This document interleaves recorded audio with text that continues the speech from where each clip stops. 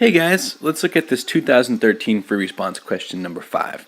Now we've done a lot of these types of questions over the course of the year. This one we're not able to use a calculator, but that'll be okay, and we'll take it in stride. So if we want to find the area between two curves, we're going to take the definite integral, in this case from where they intersect, so from 0 to 2, and we need to find out our upper function and our lower function. So f of x. A positive quadratic opens up, so f of x is going to be this function here. And cosine, we know that cosine starts at the maximum, so cosine is going to be this function here. So this is g of x, and this function was f of x.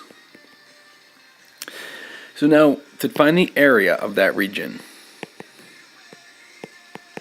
the definite integral from 0 to 2 of our upper function, which is 4 times the cosine of, I don't like how they write 1/4 pi, so I'm going to change that into pi over 4 minus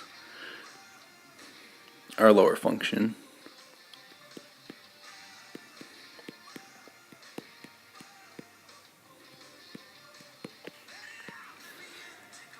so there's our integral. Now we need to first take the antiderivative of this and then evaluate it from 0 to 2. The antiderivative here is a little bit tricky because this isn't just the cosine of x, it's the cosine of pi over 4x. So since it's the cosine of pi over 4x, we're going to have to use a u substitution. The u substitution that we can use is u is equal to pi over 4x and du is equal to pi over 4.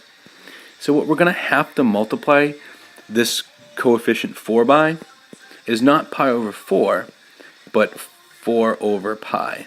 So the reciprocal of that du. So the antiderivative of 4 cosine of pi over 4x is going to be 16 over pi. The antiderivative of cosine is sine.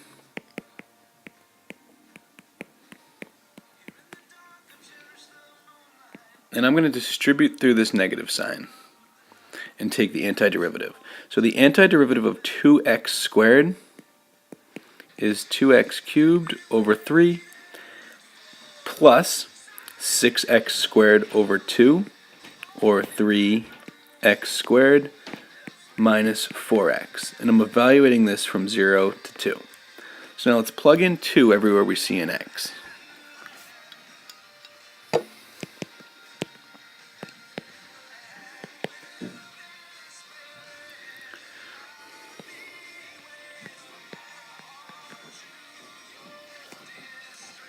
Now if we plug in 2 for x, so I'm plugging in a 2, pi over 4 times 2 is pi over 2.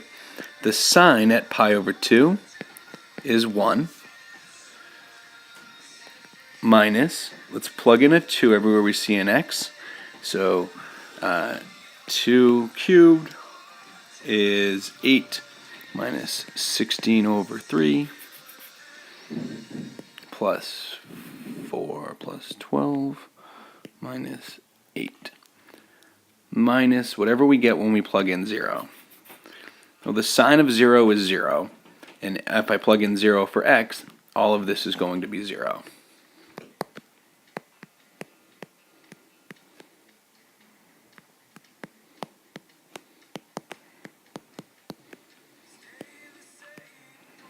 So 12 minus 8 is 4.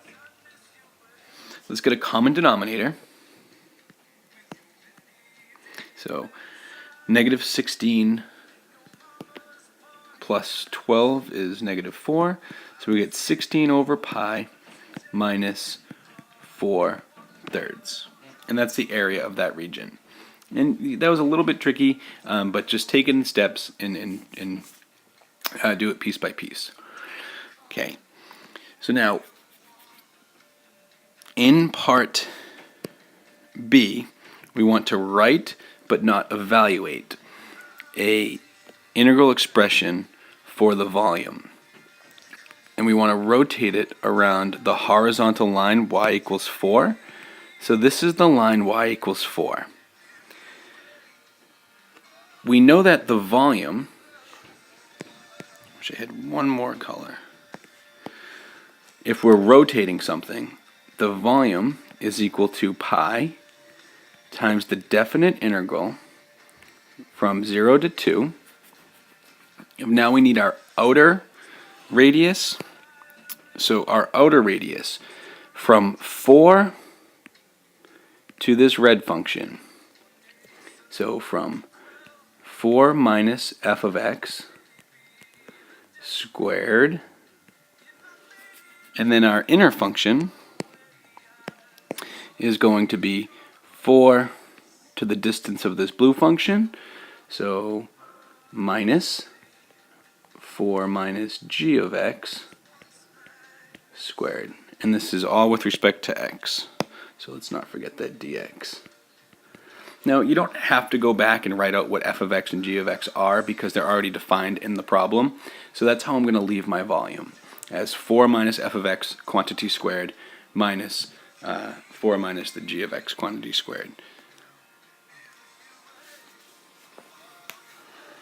I'm going to redraw kind of what we have.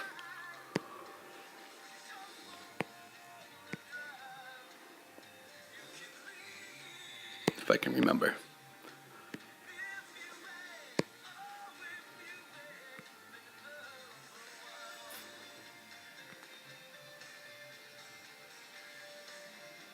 Okay.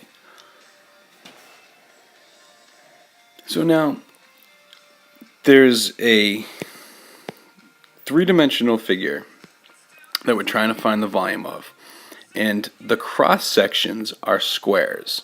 So if we find this distance here, and since they're perpendicular to the x-axis, we know that they're going in that direction. This was our function g, and this is our function f. So the distance of the length of that square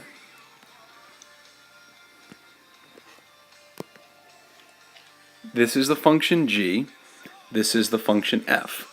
So the length of that square will be g of x minus f of x, and so will this side here, since it's a square. So our volume, we don't have to multiply by pi because we're not rotating. So from 0 to 2 of g of x minus f of x. And since it's a square, we would find that area by taking one of the side lengths and squaring it.